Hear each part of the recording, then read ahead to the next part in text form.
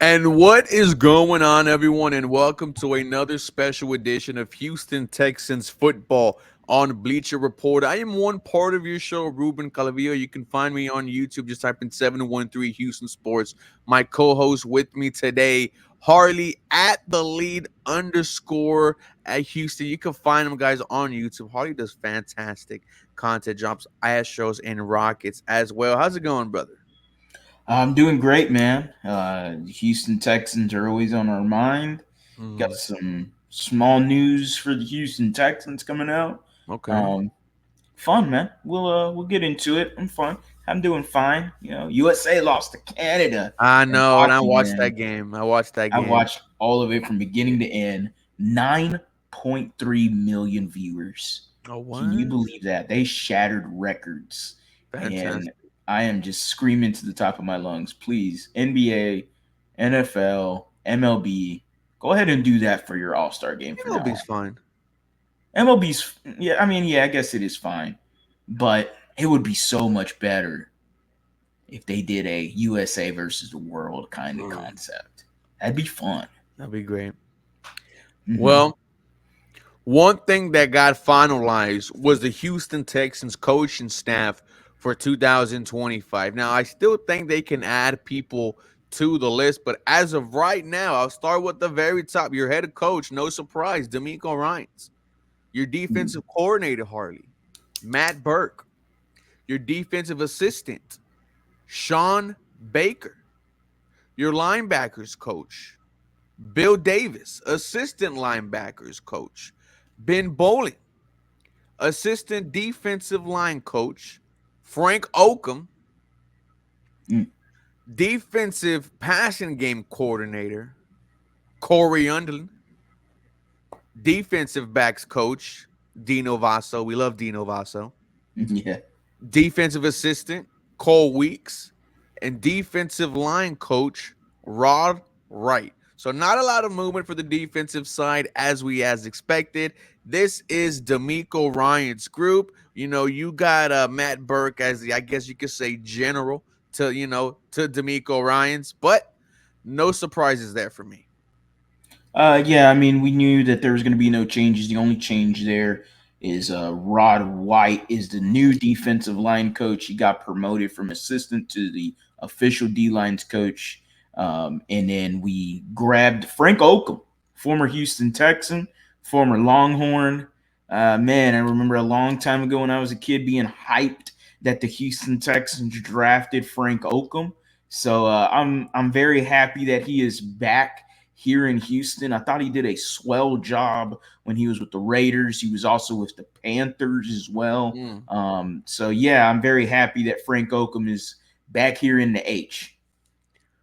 Shout out to the H. Shout out to Frank Oakham. Moving to the offensive side. Now, here we will see some new names and some familiar names, starting with your new offensive coordinator and play caller, Nick Caley, assistant head coach and running backs coach, Danny Barrett, quarterbacks coach, Gerard Johnson. He returns for a third year.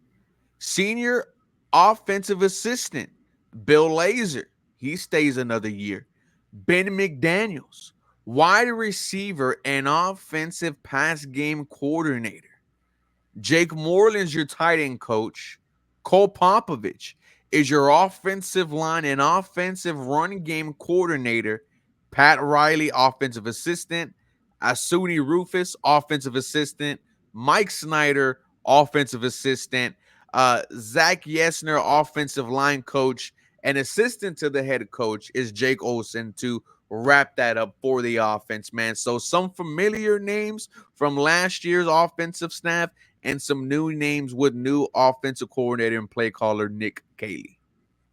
Yeah, the two newer ones are the two offensive assistants there, Pat Riley and Asani Rufus. Asani Rufus came from the San Francisco 49ers, so very intrigued to see Mm. where he ends up on the totem pole when it comes that day in the future when Nick Caley, who I do believe Nick Caley at some point will get the head coaching at least interviews Mm. at the very least. So I Mhm. am curious about Asani Rufus.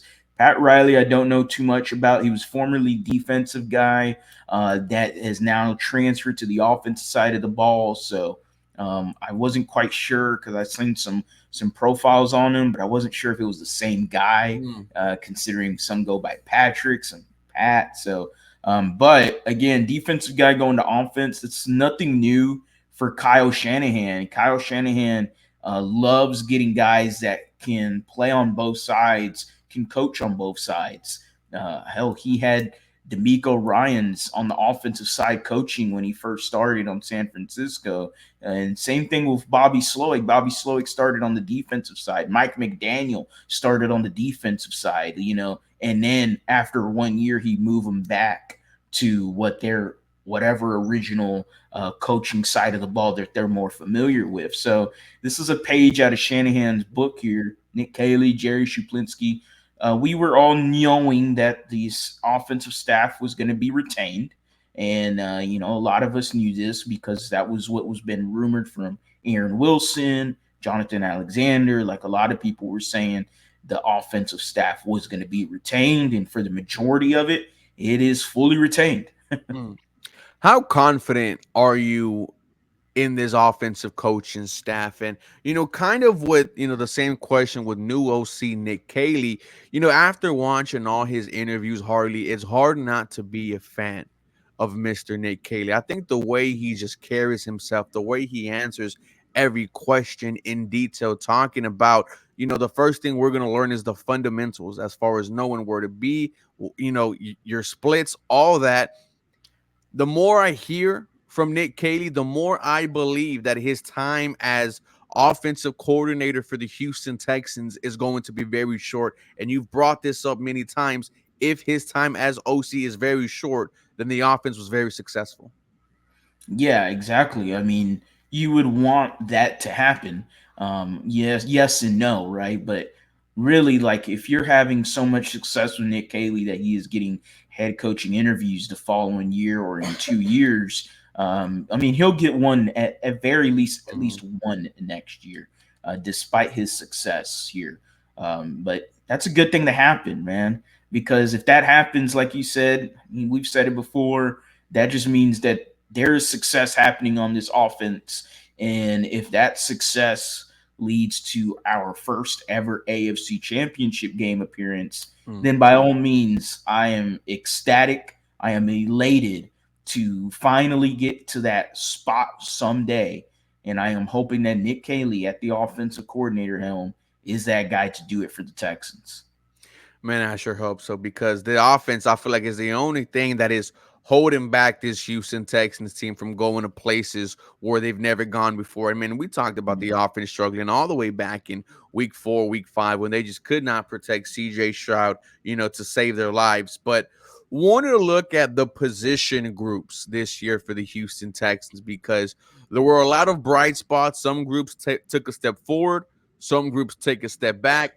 I want to look at the defensive side here. Let's start off with the secondary. I mean, I have to give this unit an A plus. Derek Stingley at the top of the list. One of the best cornerbacks, if not the best cornerback in the NFL. The Houston Texans need to make it their mission to get Derek Stingley a contract this offseason, make him a lifelong Houston Texans. Lock it up, sign it, sign, seal, delivered. Let's make Derek Stingley very happy with that guaranteed money. Yeah, I mean, they should be getting a deal done hopefully this off season. You would love to hear that happen at some point. He's definitely going to get paid. He deserves to get paid. All Pro Sting is his new nickname this year because he finally reached the first team All Pro. Very happy to hear that. And then, according to Sting, man, on the Pivot podcast, he's just not even worried about it. Mm. He's worried about getting back to work. He's worried about and that's exactly what you love to hear. You love to hear They that didn't kind of believe him though. mentality. What's that? Like they didn't believe him on the podcast when he said that he was just gonna, be no more, not worried about it. Yeah, and which it's. I mean, I guess from their perspective as former players, I understand that. But when you look at Derek Stingley's character, the way he just talks, like he's very mild mannered guy. He really reminds me of Andre Johnson. Mm. Like he's not very talkative. He's not very showboaty. It was very like it was tough for us to believe that there was a fight in training camp between Dalton Schultz and Derek Stingley. Mm. Like we were all like, there is no way. We got to see a video. Someone had to have a video of this, and by all means, there's 24 out there. Stungley snuck him though.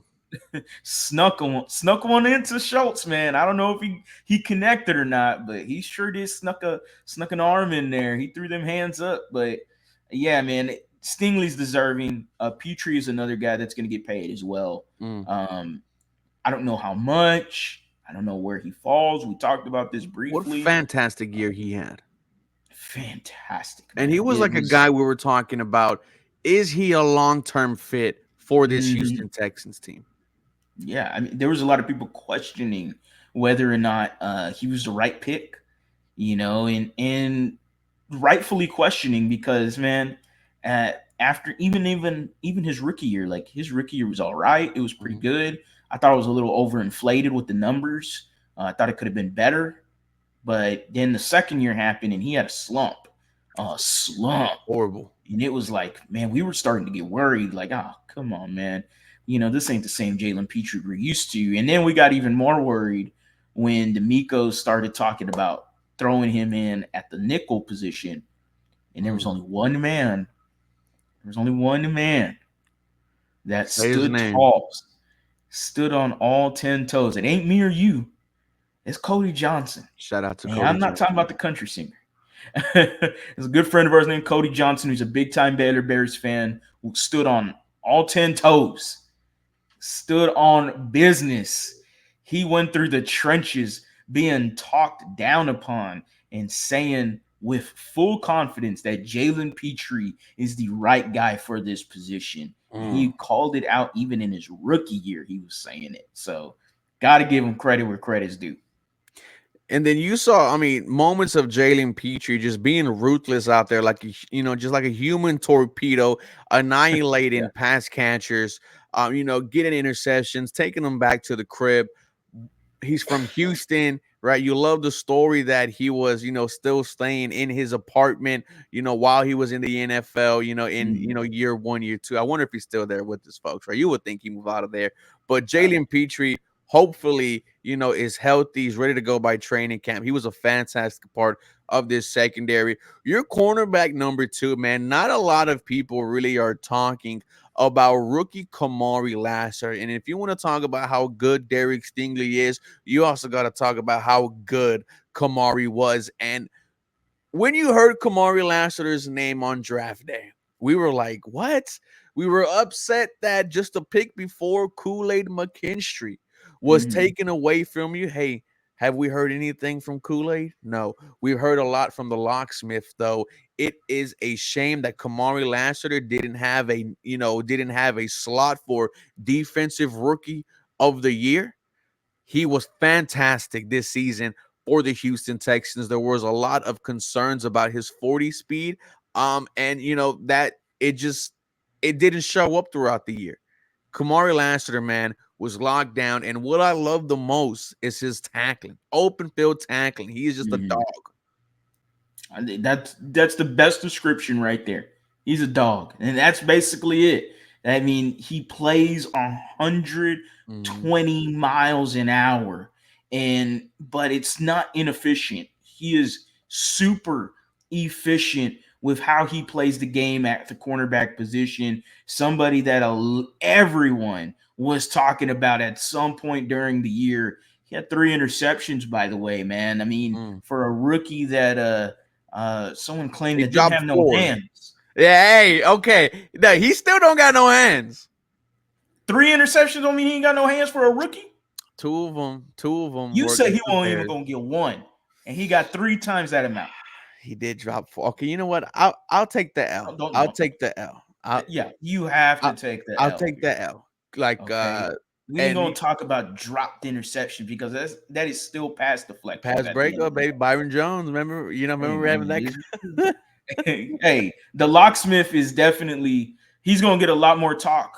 The Houston Texans The arguably swagger. had the best cornerback duo in the NFL.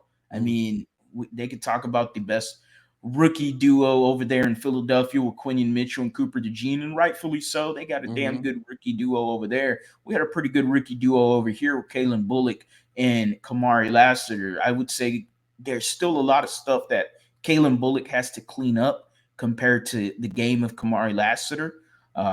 But very fun duo. Go Stingley, Lassiter, Kalen Bullock's in that mix. You can have Jalen Petrie long term. You know, you can still add something else to that safety department. Mm-hmm. I being though Jimmy Ward is 35 years old now and the injuries are just Can't not rely good on for him at him. all. Yeah, that's the only problem because when he's on the field, he plays great and he is everything D'Amico Ryans wants this defense to embody. And he's a damn good veteran, but man, the key point there is staying healthy. Mm-hmm. The best ability is His availability. availability. And Hmm. unfortunately, Jimmy Ward, his entire time as a Houston Texan, he hasn't been available on Sundays for you. But he'll Yeah, knock someone out in practice, though, for right? He'll sure. get That's into a my fight guy. at practice, but That's my once guy. it, ah, oh, that was funny. And that was funny. Rounded it out with some quality depth, right? Eric Murray has been here since Bill O'Brien gets rewarded for all those years. Pick six in the playoffs. Definitely the highlight of his NFL career. Solid from the secondary. I give it an A plus. I think going into next year, you're not only going to have one of the best cornerback duos in the NFL, you're going to have one of the best young secondaries in the NFL. Also, very excited for the future of this group. Your final thoughts Yeah, on I the agree. I agree with you. The Houston Texans have some questions now at the depth part of their Mhm, secondary, because when you just mentioned Eric Murray, not only him, but MJ Stewart are two guys that are now free agents for the mhm. Houston Texans, and they have to re sign them, You're or at bringing back least Murray? one of the two. I would not mind bringing back Eric Murray. I don't mind it. I also, at the same time, am going to peek at the rest of the market. Mhm, And if you can find something better, then yeah, I would love to go grab something better. But again, this also has to come at a relatively cheap cost. I think at the end of the day, Eric Murray could come back to the Houston Texans, maybe a 1 year or 2 year deal. I don't know his age off the top of my head. I didn't really look that up, but I would assume that Eric Murray is still somewhere in his 30s, early 30s. He played at a very high level last year in spurts. mhm. Okay. Like as long as he's a backup and he's just not your full time starter, because there's times where you're going, why is Eric Murray on an island with a wide receiver? With And you're Justin going, okay. Jefferson. Yeah, like, okay, what are you doing? D'Amico, why do we have Eric Murray And he breaks up guarding someone? fast. And yeah, and it's like, okay, Eric. All right, Eric Murray. I like him, but again, I like him as a backup. I don't Mhm. want him being played as a starter or any sort of starter capacity. Moving on to your linebacker unit, I give it a B. I give it a B plus because I liked what I saw from everyone. I loved what I saw from Aziz Al Shire. Signed a big 3 year, $30 million contract in the offseason, became a captain of your defense, had that big, moment against the Jacksonville Jaguars, knocking quarterback Trevor Lawrence, out the game. You love what he brings on the field. You love what he brings off the field. Aziz Al Shire, man, I think was a very good signing for the Houston Texans, and I think he is only going to get better. Yeah, I like the signing. We'll try to speak on Aziz without trying to sound biased. Since we did meet Aziz and got to talk to him at our watch party, Ooh, uh, man, lots of humble fun. brag, I'll humble have brag, humble brag. humble brag, obviously, but yeah, it's tough to talk about him without trying to sound biased. But I will say, his last game of the season, that tape is not pretty. Mm. That tape is not pretty. He did not look good in that divisional round against the Kansas City Chiefs.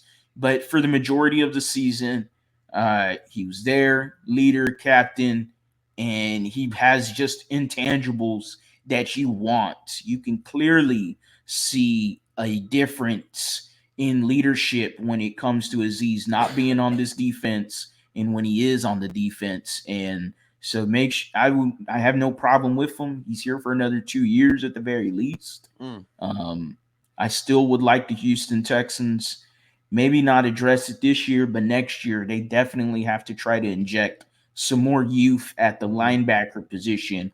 I like Henry T. I like his development. Maybe that changes to where he takes another step into his development, and that would be something to watch, considering he's a 6 round pick. And then Christian Harris, who has been the former 3rd round pick from Alabama that we saw 2 years ago in his first year under D'Amico Ryans look like to be a future Pro Bowl, maybe even All Pro linebacker. This year, the injury sidelined him for the whole year. You can tell that he wasn't even 100%, even in the playoff mm. games. Like he wasn't taking a high snap count.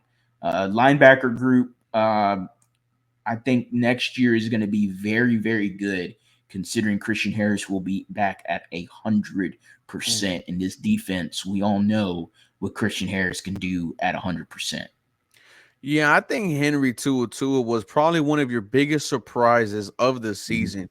His jump from year one to year two was insane. Shout out to our guy AD. He had a nickname for Henry called Henry Noah because he Yeah, cannot do anything good on the field.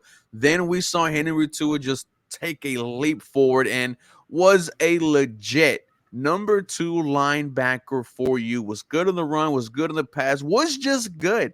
And like Harley said, we are talking about a 6th round pick. We follow them on TikTok. I think fans are slowly becoming big fans of Henry Tuatuo.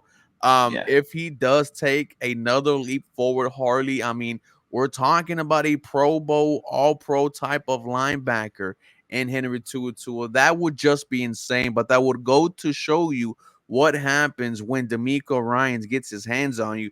Christian Harris, we know how great he could be at the end of the season, 2 years ago in the playoffs, was probably the best mm, defensive player on the field for the mm, Houston Texans.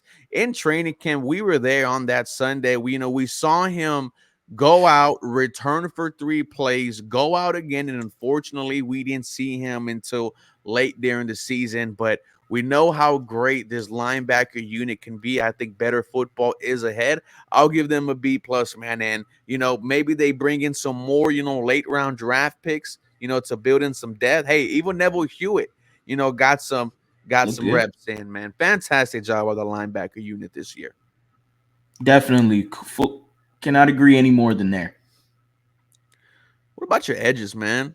What about an A? What about Will Anderson Jr., Daniil Hunter Mm, getting double digit sacks? What about Derek Barnett getting 5 sacks himself, 2 tutties? What about old man Jerry Hughes getting in there? I mean, but it first starts with the front two. Will Anderson Jr. entering year two, first double digit sack season of his career. If he didn't miss those few games, and I think in mm, the middle of the season, we would have yeah, been talking about a defensive player type of year for Will Anderson. Daniil Hunter, his first year in Houston, led the league in pressures, double digit sacks. I think he himself will be better next year also. Those two, man, they're elite. I mean, I can't say anything more than Will Anderson Jr. and Daniil Hunter. yeah. You had the most sacks between an edge rushing duo in the NFL. Will Anderson, Daniel Hunter. Derek Barnett, as you mentioned, is a free agent. I'm curious to see what the Houston Texans could potentially do there. Bring him back. I would love to bring him back. I wonder what his open market is. Wonder if anybody looks at him and goes, maybe we could, there's always that one confident team. I mean, Mm. what if we got starter reps? What if we made him a starter? Maybe we can go cheap and grab someone, and it's not that he's even young, but it just 5.5 sacks. He had what I believe 2 fumble returns or something. For tutties. Yeah, one with the Cowboys, one with the Titans. So yeah, man, he has a knack of making big plays. I mean, he even did it In the Super with the Bowl, the Eagle. Philadelphia Eagles. Yeah, so he has a knack of making big plays. I would love to bring him back. I would. When you go into the interior, Mario Edwards, Foley Fatukasi, both of them guys are free agents. I would like to bring someone back. It Mhm. doesn't have to be both of them, but I would like to bring someone back. Um, I really like what Foley Fatukasi did for this Texans team this previous year. When healthy. But who knows? I mean, there's still some options in free agency. I look at a cheaper option that could fill that role, like Sebastian Joseph Day from the Tennessee Titans. How How old funny is is he? I don't know off the top of my head, but I mean, it is funny that we could grab another former Titan back to back years as D'Amico we got Audrey. Aziz Shahir and maybe Sebastian Joseph Day, who, why I say him is because he is so good against the run. So if you did lose Foley Fatukasi, or you just decided, hey, maybe we want to upgrade and get Sebastian Joseph Day, now we're cooking because that guy, he is very good against the run. I don't know the exact numbers off the top of my head, but what I do know is that Titans defense, yeah, they have Jeffrey Simmons. Yes, they have Tavondre Sweat, but Sebastian Joseph Day is also a part of that rotation, and he could be a big part of this rotation with Mm. D'Amico Ryans. Yeah, I think the defensive tackles did well. I mean, if I were to grade them, I'll give them a C. I think they all Mm, had their moments, all of them, right? Even Tim Soto Jr. I Tim believe he had Soto was what good. 4 or 5 sacks on the Something year. like that. Talk some noise to Pat Mahomes. Started a trend, right? I get a new Yeah, watch every time I get a sack. He's I think 26, 27. I I like would him. want him back. Mario Edwards Jr. at one point, right before getting suspended, we were like, dude, this dude is making plays week in, week out. And then with He's on. Folo Fatukasi, we were like, man, like we can see a difference in the run game when he is on the field, when Mm-hmm. he is not on the field. Each of these defensive tackles gave you, something to work with. I just wonder when the Houston Texans finally get their DJ Reader. Their, Yeah. just a late round draft pick who becomes a starter for you, just a monster against the run. Houston Texans haven't had a dominant defensive tackle in a while, ladies and gentlemen. But overall, if I'm gonna sum up the D'Amico Ryan's defense, I mean, I'll give it a B plus. I'll give it an A. What about you? Yeah, with everything that happened this year, even through the injuries, I think it's an A. I Mhm. think you could. No, I don't think. I know you can win a defense. You can win a Super Bowl with this defense, Fair. Yes. and we all said it last year. I don't understand why there was a lot of hate around the offensive staff being retained. We said it last year. If we had rookie year CJ Stroud's offense paired up with this year's defense, we're at the very least looking at an AFC championship game, Hmm. at the very least. Because what we saw from that offense 2 years ago, we were going, man, this is a very good offense. It can be better. And the Texans thought the same way with trying to get some additions, some big time additions, and it just didn't happen. So I don't understand the hate in terms of retaining a lot of these offensive guys when just 2 years ago you were right there in the divisional game. And look, at halftime, you were there right there with the Baltimore Ravens and the Hmm. same Baltimore Ravens team that went toe to toe with the Chiefs last year in the championship game. So this Texans offense, little revamped, same guys, new leader, Nick Caley. Jerry Shuplinski's coming over. He's got a few guys that he's bringing in. And let's see if we can get this offense back into a top 15 offense and they can actually attack vertically down the field. That would be fun again to see, too. You get a Matthew Golden or a Mecca Eggbooker, and you might be able to do that, man. You might be able to make some noise. Ladies and gentlemen, we want to thank you all for being a part of this live stream. Me and Harley are here every Monday, Wednesday, and Friday from 6 to 6:30 talking about the Houston Texans. We will be here all year long as well. Harley, before we go, anything you got to say to the fans? Nothing, man. I appreciate every single one of y'all, man. Make sure y'all are checking out both of our channels if you like the content. I have a YouTube channel. You have a YouTube channel, TheLead Houston, 713 Houston Sports. Those are the two YouTube channels. Go ahead and check it out if y'all enjoy listening to us. We definitely love talking some sports, Texans, football, everything there is to talk about. And I can't wait, man. Can't wait to get into the next time. Absolutely, man. See you Monday. You guys all have a very blessed day. Shout out to Bleacher Report.